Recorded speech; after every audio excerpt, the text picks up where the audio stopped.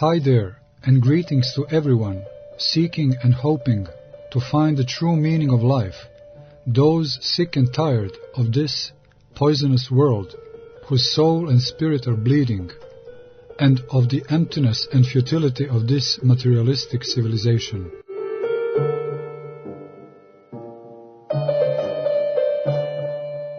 Welcome to our radio show, The Way, the Truth, the Life. Welcome to our world of supreme love and immortality, where all human hopes are fulfilled.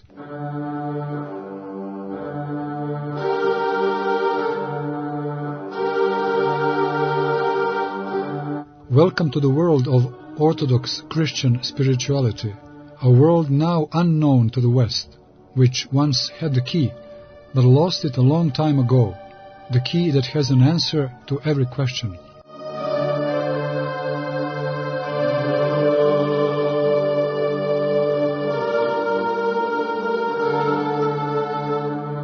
My name is monk Arsenije Jovanović. I live in the monastery of Ostrog, Montenegro.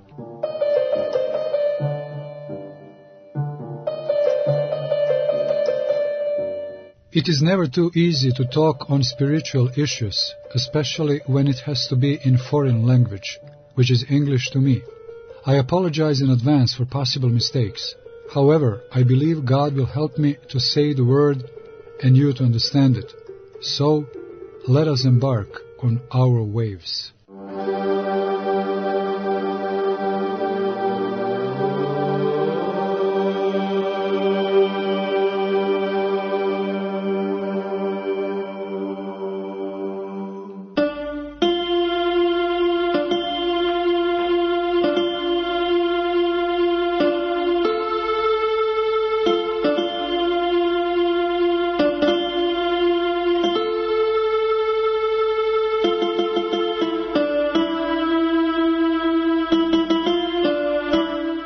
Hi there, and greetings to all of you all over the planet who happen to listen to our radio station, Svetigora, and to me, little monk from Montenegro.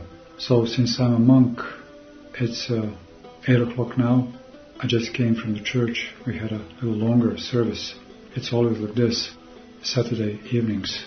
We call it vigil, although it's not real vigil through the whole night, as they do, for example, in big serious monasteries, especially in Mount Athos. Very often they have vigil services through the whole night, sometimes more than 12, 14, 15 hours, of course, before the big feast days. Otherwise, usually those services are 5, 6, 7 hours through the night, because the night is a spiritual part of day. Because everything calms down, no more noise. Even the nature, even birds are getting quiet and they are falling asleep. But the night could be used for different purposes. You can spend the night in bed, sleeping, not thinking of good nor evil. Somebody can spend the night in the nightclub, and after the regular nightclub, then in the morning in the after hours club, as they call it, and this way spending whole night dancing, going crazy on drugs and alcohol and similar. Somebody spends night in criminal actions, and some of them, the most seldom, they spend night in prayer, whether privately at their homes or at their monastic cells or in the church during the all-night vigil service. And it determines really what kind of energy do we gather through activities of ours.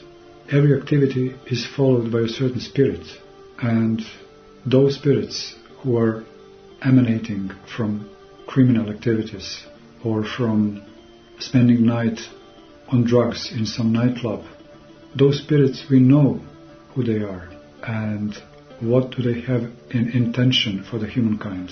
But this most supreme spirit, which is man-loving spirit, which is called Holy Spirit, that emanates from the creator of the universe. And that spirit is that creator, the very creator by himself. That spirit we gather and we acquire this wealth in our souls if we spend our night in prayer, privately or in the church service.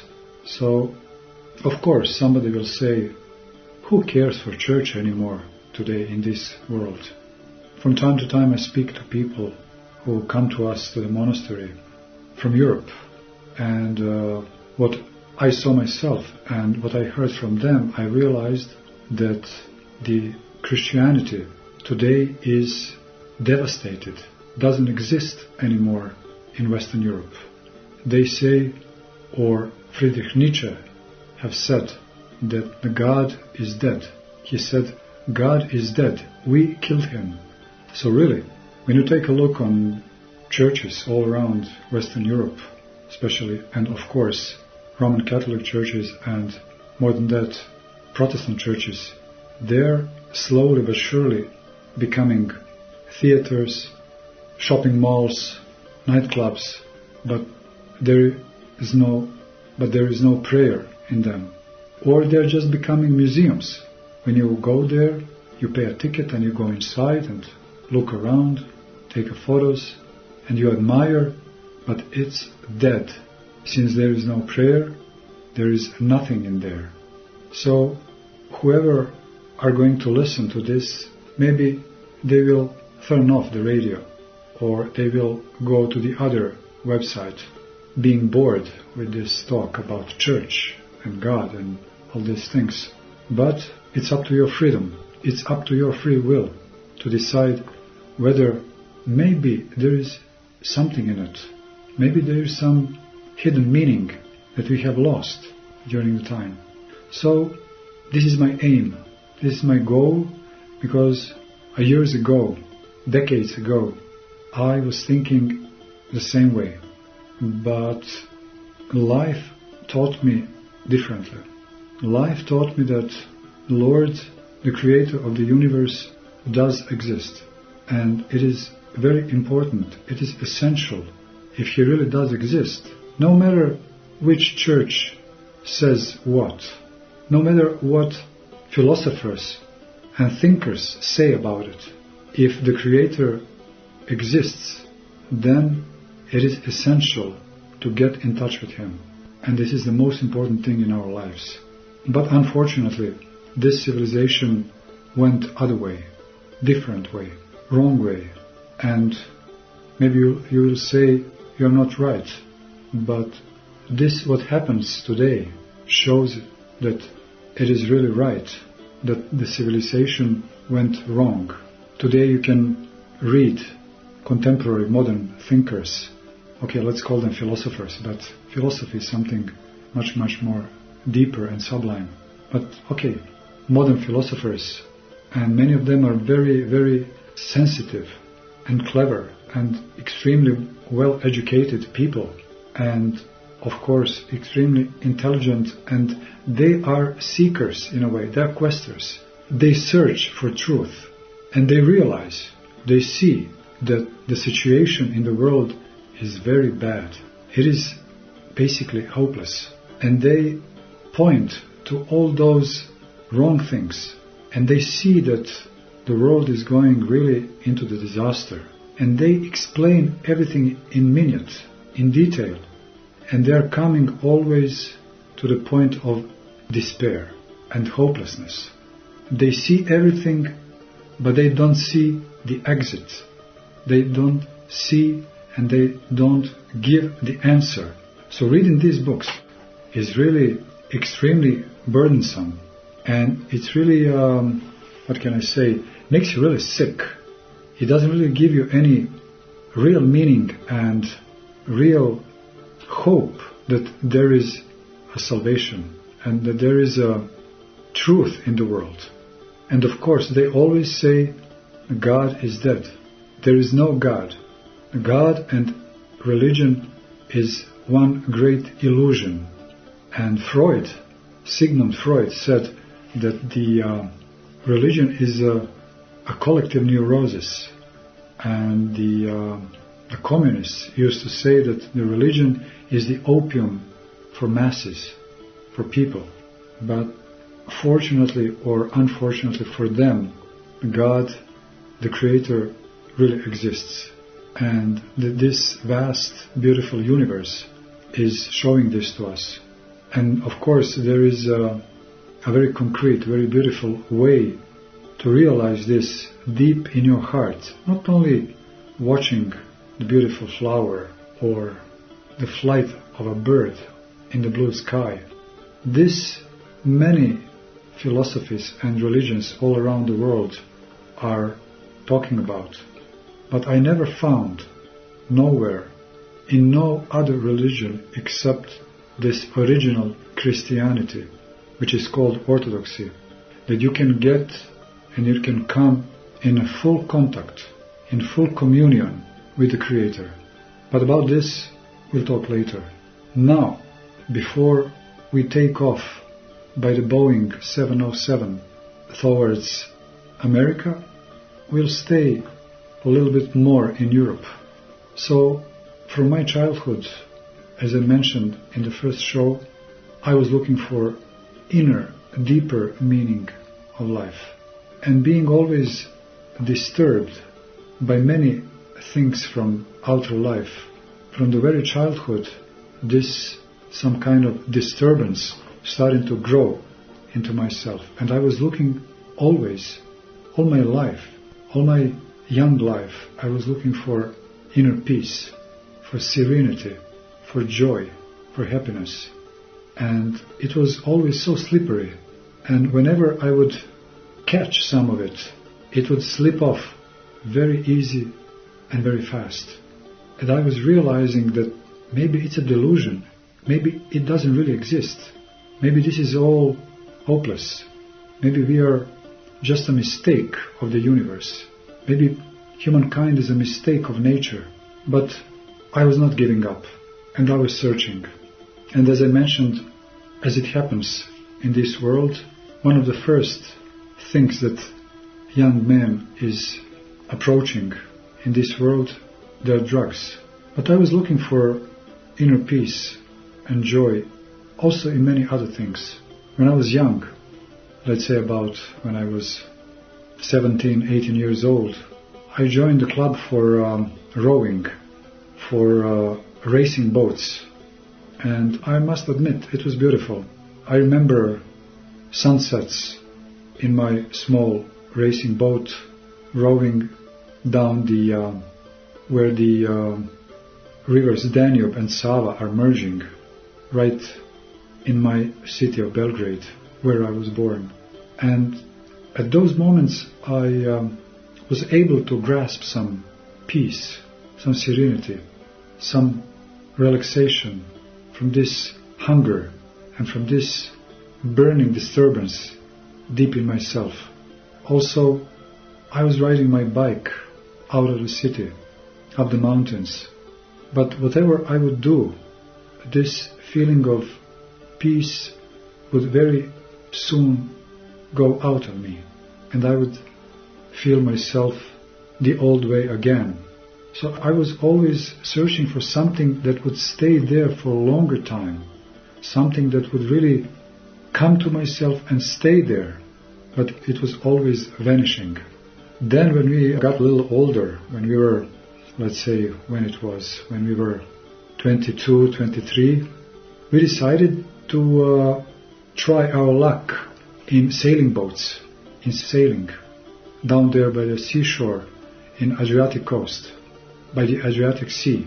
At that time, Yugoslavia was a pretty large country, and the Dalmatian coast was part of Croatia, today independent country. So we would go there, and we were renting a sailing boat. We were very young, and we never sailed, nor we didn't know how to drive a boat. Because first year when we went there and when we decided to rent a boat, it was a motorboat, a yacht, because we still didn't know how to sail, and it was not easy at all. But still, driving a motorboat was also extremely dangerous and complicated for somebody unexperienced like we were. And our siblings and our friends were asking us, worried, are you crazy? What do you think? You never sailed, you never navigated. How do you think? How do you plan to drive your boats through the sea? What if the storm comes up? What are you going to do? But we were sure that we can manage it. We never capitulated. We never moved back from the temptations of this world. We were always, when I say we, I mean friends of mine from Belgrade, close friends of mine, who were mostly from the art circles of Belgrade, mostly musicians, painters, actors. There was always this quest, this strong will to achieve more, to learn more, to go from the borders, to break through. And that's what we did. I passed the sailing exam, the test, and I received the ID for it. So we could go, because you couldn't rent a boat without this permission. So we sailed, and very soon we learned how to use the winds and the sails of the boat and all those rules of navigation. And very soon we were like masters of the sea, young as we were, 22, 23. And when I think about it today, it was really amazing how crazy brave we were. But this unlimited desire to seek and to find out something more of this world and of this life made us brave and capable of doing many things that most of youth of our age didn't even dream of. And I remember those beautiful days sailing, and we were spending nights out in the sea, tied to some little island without people and houses on there. Many of them were desert islands, small of them, because Adriatic coast consists a lot of small islands. And there, far away from the civilization, we could catch a glimpse of this spirit of peace and little joy.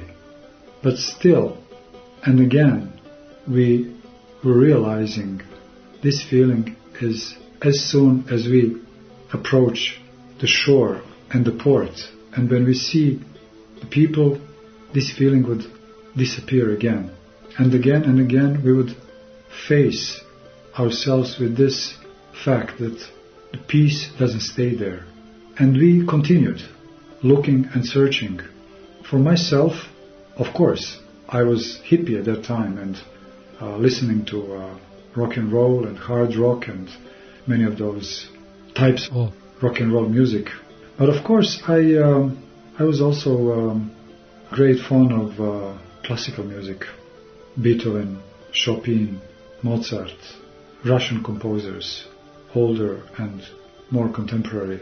And in those quiet moments in my room at my home, I would feel this lofty feeling of being connected with the highly talented spirits of those composers. And they were taking me off on the waves of their beautiful music. And again, in this art of classical music, I would feel that there must be something higher. There must be some source, some center of energy that is giving you this kind of feeling. I knew that those men who were inspired to compose such a beautiful melodies, they couldn't do it by themselves. There was definitely something that they were receiving, this inspiration from somewhere above, but I still couldn't find what it was. And again, when music would be over, I would go out in the city, and again I was still the old one, with this disturbance in myself, with this hunger, with this craving in my young, hungry soul and heart. And again I would go out in the evenings And I would meet my friends and we would get stoned, smoking hash or marijuana, drinking, and the same sadness again would come to my heart, realizing that there is no other way but just to sink into narcotics, and right after that in sex, and that would be it. And I would feel more and more empty after every of those, how could I call them, sex without real meaning, sex without real love, sex without even knowing a person that you are having sex with. Very often I would wake up next morning and I would see a girl beside me, not remembering even her name. And this way of life was slowly killing me. This way of life is taking you closer and closer to the line, to the point where you realize that the life really doesn't have any meaning. And that the best thing would be, as James Dean have said a long time ago, live fast, die young, and be a nice corpse, be a beautiful corpse. So, as the years were passing by, I was more and more convinced that this, how should I live and finish my life? But the other part of my personality was telling me no, no and no. There is another way. There must be something more than this. Besides all of this, I love to travel. And it was always, if it is possible, to be as dangerous as possible. And one of those trips were to Morocco. I had a little, very small car. It was a Polish Fiat, extremely small car. And I have decided with two friends of mine, they were girls. One of them was kind of girlfriend of mine, and another was just a friend. So crazy as we were, we have decided with this small car to start from Belgrade and to drive all over through Yugoslavia, Italian coast, French coast, then through the Spain, all over to the Gibraltar. I remember that year we passed about 10,000 kilometers, and we have decided Morocco because we have heard that there you can get the best hashish and for the very small price.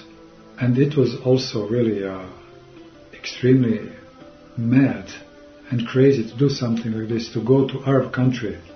It was, I think, 1983, with two girls, young like we were 23. And it was an interesting trip, especially when we arrived in Morocco. And very soon we were met. There was a small Arab, there was a young Arab hash dealer, a little rascal, a little punk, who approached us when we saw us, because they were really, really experienced with unexperienced young and stupid Europeans as we were. And it was in Tangier, a town at the coast, at the seaside, and he immediately gave us a piece of hash for free. And we didn't know what's going on, why is he doing this? But we of course received it and went and smoked it off. And it was really good hash. And then this afternoon he saw us and he approached again and he says, okay, now would you like to buy some more? And he said this with a certain imperative, with a certain must, that we now have to do this since we have received from him a piece of hash, so it meant that we want to be their customers. So we said, well, anyway, we plan to get some hash, and so we said, okay, we'll go with you. So he said, okay, follow me. And then we left the center of the city, and slowly we entered the suburbs. And you can imagine in 80s suburbs of some small Arab city. It was really scary, I have to say. Very poor favelas and almost huts, not houses. So he said, okay, here we just arrived in front of one very poor looking house. So we went in. There was no door, just old dirty curtain. And at the end of the hallway, there were two doors, to the left and to the right. in the middle, sitting at a table, there were two blonde girls. I think they were Dutch, dead stoned from hashish. They didn't know for themselves. They were like half conscious. I didn't like that, but I said, okay, well, that's their business. So we went on the right to the room on the right, also without doors, just all dirty curtains. So we sat down on a low couches, and very soon the young little dealer brought nargilas. It's a water pipe, and he filled it with a big amount of hash. So we smoked it, and we got really stoned. But then he didn't stop there. Now he started to fill the pipes with strong marijuana, so he smoked that as well. Then we got even more stoned. And then finally he brought a condom full of hash oil, and he made a joint of it. So he said, no, we cannot smoke anymore. Those two girls of mine, they were already lying there and almost unconscious. He said, no, you have to try, it's a very good stuff. So I smoked for the third time the oil joint, and I was really now fighting to stay normal. And now he said, okay, now it's time for business. So he made a sign to somebody who was staying at the door. So this other guy, who was double taller and bigger and with more muscles than this small one, he brought a big piece of hash. It was like a bowl. It was like a child's head, really big piece, more than a kilo. And he said, okay, now what do you think? You should take this. This is the best hash that you can find in all Morocco. I said, oh man, this is too much. We don't have that much money. He said, what do you think? You don't have much money. You have to take this. And he said, okay, shake hands with this person. And he said, this is my brother. And this guy pressed my hand so strong that I almost screamed. So I said, something is really bad going to happen, because they are not going to let us go without spending money for such a big amount of hash.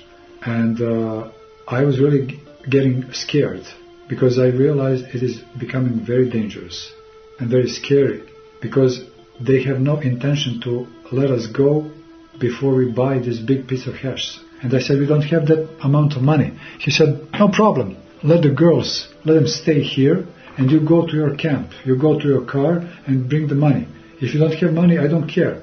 Bring some electronic device. Bring your cassette player or whatever you have. So now the play of nerves was on.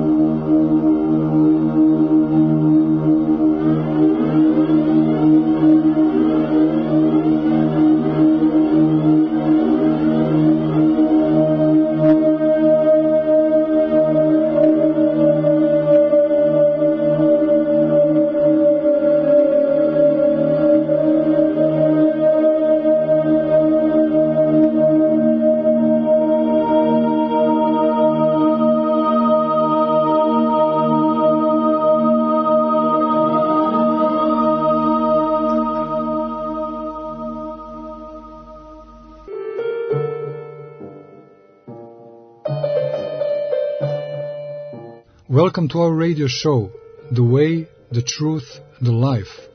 Welcome to our world of supreme love and immortality, where all human hopes are fulfilled.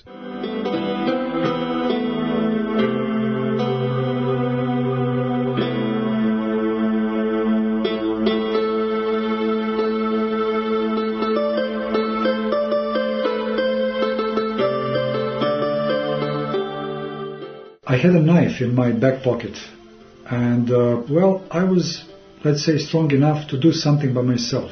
For example, to jump all of a sudden, to hit him, and maybe to take knife out and to threaten the other guy, somehow try to make my way out. But I didn't know what to do with my two girlfriends. And it was really dangerous and very interesting a game without two of us. He was forcing me and he was bluffing. He was bluffing all the time. And I didn't know whether he's bluffing or not. Because he was telling me, now you're not going to go out of here alive if you don't give us all of your money. But I knew it. I supposed that he's bluffing, that they are really not able to do something like that. They are not that crazy, I was believing, because, we were foreigners, so they could have a great deal of problem with the police. But still, he was not getting off. He was not letting me down. And he was pressing and forcing. But in the beginning I was very scared. But then I tried to gather my power again, my consciousness. And in one moment, I don't know how and I don't know where from, I have remembered when we were young, when I was 12 years old, we had a terrible car crash. Not really car crash, but car accident, that we were tumbling with a car. And I remember that very terrible moment when our car started to swing around on the road, on the asphalt, which was full of oil. And at that very critical moment, I remember only one word that my father uttered, and it was God. And at that moment, we started to tumble with the car. It was like a very terrible sound of hitting of the car on the ground. And I remembered only that word, God. And at that moment in Morocco, I heard an echo of this God, and I started to repeat in my mind. I don't know why, and I don't know where from it came to me, but in my mind I started to repeat, God, God, God. And all of a sudden, the tension that was produced with this young punk just went down, and he started to look at me in a different way. He said, well, you're a good guy, you're a nice guy, I like you. You don't have to buy this big piece of hash. Just take 200 grams. I believe you have enough money for that. And of course, we did have enough money for that. And in a few moments, the whole nightmare was finished. He let us go, we went out, and we passed 1st Street, 3rd Street, 5th Street, and we realized we are saved, we are free, and we are alive. So we went very fast to our camp. We put all our things in the car and we ran as fast as possible from that city. And then when I was driving, I was thinking and remembering the whole event. And of course, I was not religious at that time. I didn't have any idea what a prayer is. But somehow I started to repeat in my mind, God, God, God. And all of a sudden, everything was solved. And many, many years later, after that, I remember this, and I have realized what power was there in that name, in that invoked word, God, that I was invoking in my mind, in my young and scared heart. And this God that I invoked really saved me from that terrible situation. There was another trip, even before that, when we were 21. It was after my first trip to the United States when I was 20. It was 1980. And the very next year, 1981, with two friends of mine, the best friend of mine, Dusan, that I mentioned him, we called him, his nickname was Gera, and the other friend of ours, his name was Žika. All three of us we were really absolutely crazy and wild and just looking for adventure.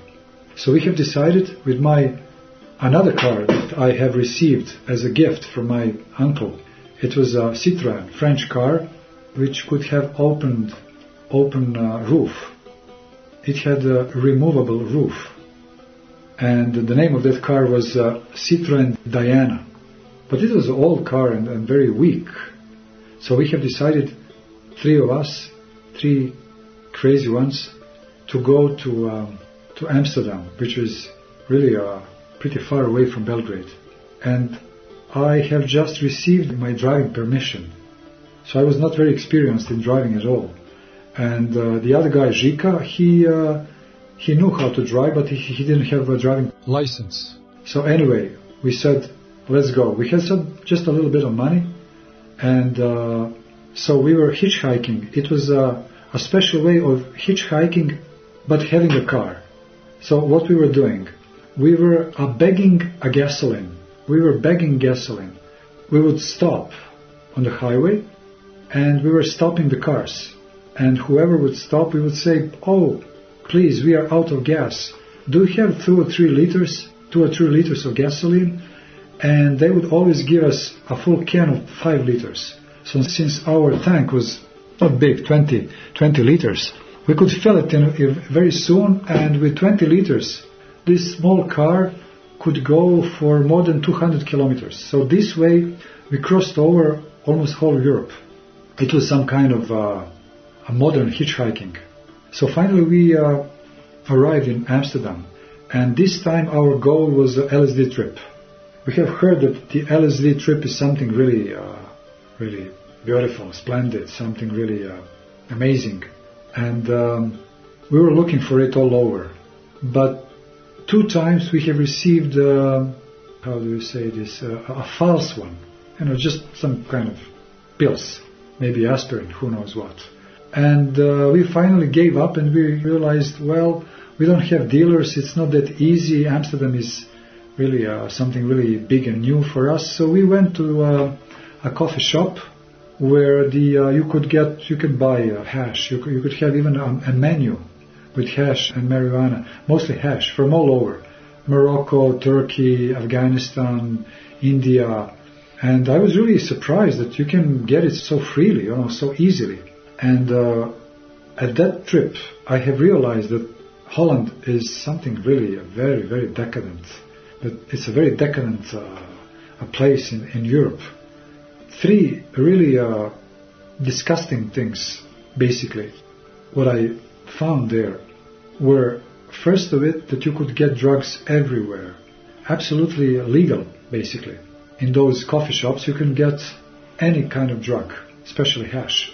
The second thing is, all over those canals, you could see so many heroin addicts, those poor junkies, laying all around, stoned and half life, half dead.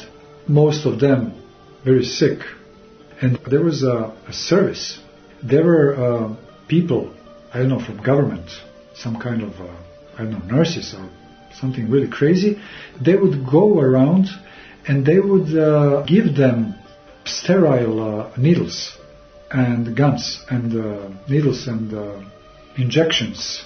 So this way they would prevent them of getting diseased by AIDS or any other infection. And I couldn't believe that this is so obvious, this is so open thing that even government does. So they were giving them free needles to get a shot of heroin. So I was really stunned seeing this. I couldn't believe, is this real? And the third thing, which is the most sad, something really terrible that I have seen there, was there were some kind of shops, and in the window shops, and in the window there would sit a young girl in the chair, and they were prostitutes. I never dreamed that you can go all over the city to the street and you can see a window shop, and in the window you could see a young girl, and you just knock on the door, go in, even without knocking. You just go in, you pay, she puts on the curtain, and that's it. It's like you go to the zoo, or you go and buy a piece of meat. it was really terrible to me. It was disgusting. I was thinking about souls. They were so young, and I really have to say, they were really almost virgins. How young and innocent they were, sitting there, mostly on drugs, kept there by their pimps, and who knows, only God knows how they got there. So it was terrible. And many years after, I remembered those days in Amsterdam, and especially after the terrible war in the 90s in former Yugoslavia, when this international court for war crimes, it was established in Hague, in Holland. And I was thinking, those Dutch people are now telling us in Serbia that we are savage, that we are not civilized, that we have to be punished. And I remember how terribly decadent and how terribly rotten was Amsterdam at that time during the beginning of 80s. But that's another story. So we finally, in this coffee shop, we met a guy who approached us first because he heard that we were looking for LSD trip. And he said, well, I have LSD trip. But we didn't believe anymore because we were cheated already twice. He said, no, really, this is the real one. And I will give it you for a really small price. So since we really wanted to try it and we still had some money, we said, well, let it be. So we had bought it, and we swallowed it with a beer. And in about half an hour, it started to work. And for the first time in our lives, we embarked on LSD trip. And it really started to drive us really intense. So we realized this is something extremely serious. And it takes you out of reality, and it takes you to some higher realm that you don't know what it is, but it is really, in the beginning, it gave us really extremely sublime feeling, very lofty feeling like you're in a paradise. And such a deep, I was so deeply convinced that I can jump from the window of the building and just slowly to land down without even hurting myself, or just to walk over the water surface on the canal. But thank God I didn't do that. But it was so intense feeling, and it was driving, and it was taking us. So we couldn't even communicate among us. We were just silence, and it was riding us. And finally, after 12 hours, it subsided. And it was our last day in Amsterdam. So we started our way back. And it was good LSD trip, if you can call it this way. And then next year, or even less than a year, I realized, what does it mean, bad trip? We were in Belgrade, and I was studying my dentistry at my home, and there was a telephone ring. And there was a friend of mine on the other side, and he said, Aca, because that was a nickname for Alexander. That was my civilian name. He said, come over. We are gathered all at Mira's place. And Mirjana was the daughter of the first president of Yugoslavia after Tito's death, Cvijetin Mijatović. And they used to live in Dedinje. That was a very rich part of Belgrade, where only diplomats and people from government used to live. And it was very rich, and those villas were really all over, and embassies. So this friend of ours, Mira, she used to live in one of the most beautiful and big houses, since she was the daughter of the president of Yugoslavia. And you can imagine, they all gathered there, and they have bought a certain number of LSD trips. And I remember the LSD trip that we have taken in Amsterdam, it was a gelatin pyramid. It was called Pyramid. And this one was called Superman. We had taken it. I went there, but I already realized that some of those friends of mine were really getting crazy there. And especially Mira. She was saying, I'm burning, everything is burning, we are all going to burn. But I thought she's kidding, or I just didn't know. But she really looked strange. And again, I have felt this really intense feeling when the LSD trips takes you over. And so we have decided to go to the city, since this was the suburbs, the rich suburbs of Belgrade, in a place full of forests and beautiful villas. So we went to the city, and after about 1 hour, since I have taken this LSD trip, all of a sudden, in the middle of the city, I felt such a strong hit of some enormous, very bad and very dangerous energy. It looked to me that maybe a ton of hot water fell on my head and on my shoulders. And from the strength of this hit, I almost fell on the ground. And from that moment on, the bad trip started.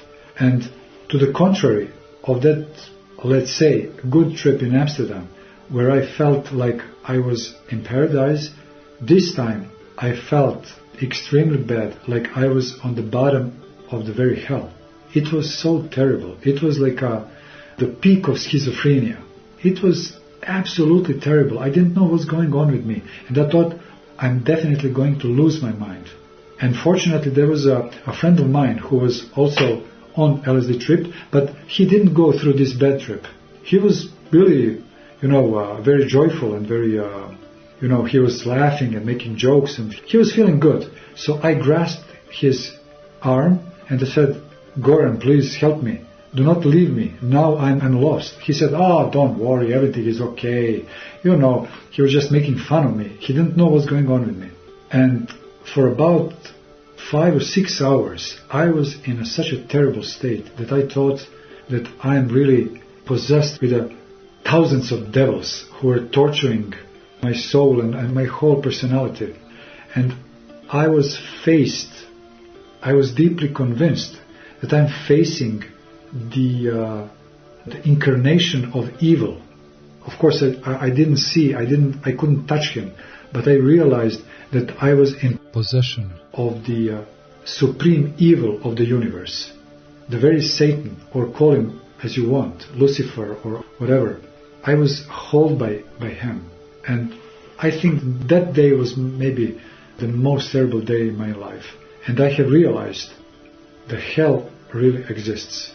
So thank God and thank to all heavens that I went through this youth of mine, these youth years of mine, unharmed as much as it was possible. Of course, there was a lot of wounds and scars after those years and after those crazy events. But thank God I stayed normal.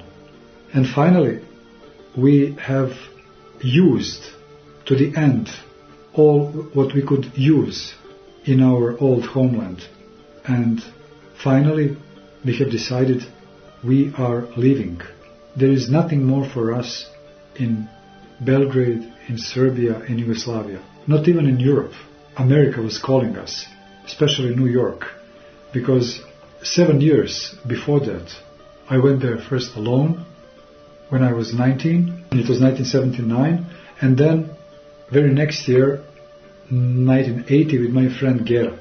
And it was also very, very, very, very fast 2 months in New York with running all over nightclubs of New York and really burning our brains with a lot of terrible days and nights. But it was very interesting to us. But my first time when I went to New York, I didn't go that fast. I didn't go that crazy. But my friend Gera, he was, you just couldn't stop him. He was, 100 miles an hour, all over. He wanted to see everything. He wanted to be everywhere. He wanted to try everything. So it was really a suicidal way of living. And that's how he was. And I loved him. He was so charismatic person. He was so clever. He was so talented. He was so nice. He was so sweet. But he was so decadent. He was so crazy. And so since we knew what the New York is, and how it looks like, we definitely wanted to go there and to live there and to stay there for good. And finally we have decided we are leaving for good. He had left before me a month. It was summertime. He had left with his girlfriend, Julia. He graduated in his Academy of Applied Arts. That's how we used to call this kind of school, art school. And Julia was an architect. She finished architecture. And I was still on my university having one more exam before finishing my dentistry. And I was staying there in order to get my diploma, to get a visa for United States, because it was not easy to get visa. So I have accomplished finally everything, and I have received visa for United States in American Embassy in Belgrade. And Ger and Julia, they told me that they are waiting for me and that they have found an apartment in Upper East Side, Manhattan. It was, if I remember well, it was East 83rd Street between 1st and 2nd Avenue. So finally I embarked on my Boeing 707, and with his powerful engines he plucked me out of my homeland, of my home city, from my siblings and from my friends, and we flew over Atlantic Ocean, and I went far, far away from my home. And finally I flew down in New York City on Kennedy Airport. For the third time in my life I stepped on American ground. I was so excited. I was so happy. I said, finally a new life opens in front of me. Now I am matured. I was 27. I have finished my university. The whole life is opening in front of me. And really, some extremely and completely different life was opening in front of me. But at that time, I still didn't know what kind of life is that. Definitely, that was not this New York street life, immigrant life. It was not that. It was something else that I have found in New York, and that I never had a dream, the craziest dream in my life, that I'm going to find something like that. About New York, about our life there, and about that pearl that I have found there, I will talk to you next time. Until then, have peace, have love, have hope, have joy, and have everything good in your lives. Goodbye.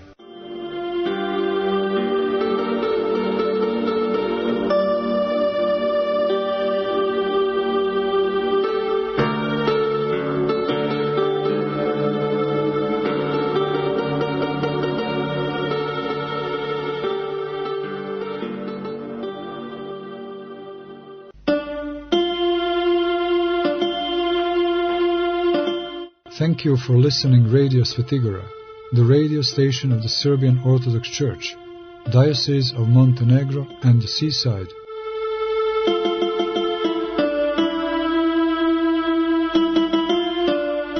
Blessed by His High Eminence, Metropolitan Amphilohije.